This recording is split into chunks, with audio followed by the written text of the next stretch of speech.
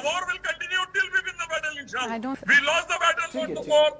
The war will continue till we get the justice. What about the fundamental act of desecration, the very erection of the mosque? We forget all that happened? We forget that happened in history?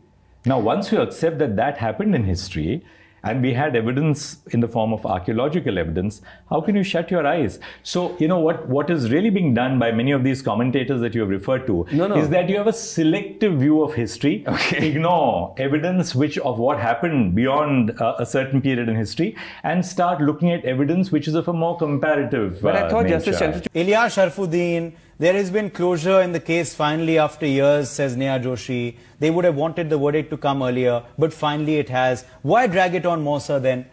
Why drag it further? Are you in agreement with the AIMPLB stand? Do you want this review petition, sir?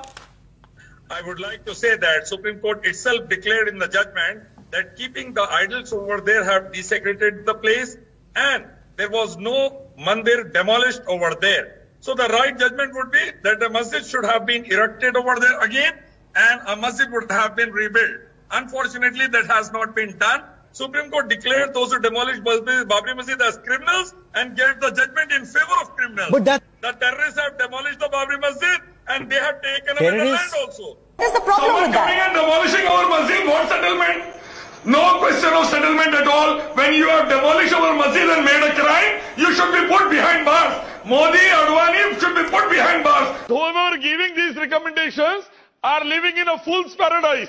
They are the one who are supporting the criminals because Supreme Court already declared that those who demolish masjid are criminals. See, to be very frank and honest, I want to say that the taking of the land of others forcefully, demolishing a legal masjid over there is an act of Ravan against Indian Constitution, against Vedas and Gita. Whoever have done it should be put in jail first of all.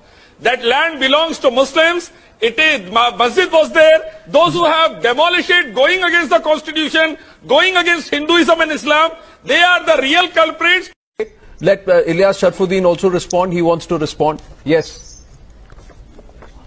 See, since last 25 years, the central and the state government of my nation have a habit of forgiving the bigger terrorists, so the smaller are coming up now. For example, the Babri Masjid demolishers were the bigger terrorists, the government were the bigger terrorists, the people like Colonel Purohit were the bigger terrorists. So these terrorists were forsaken and forgiven.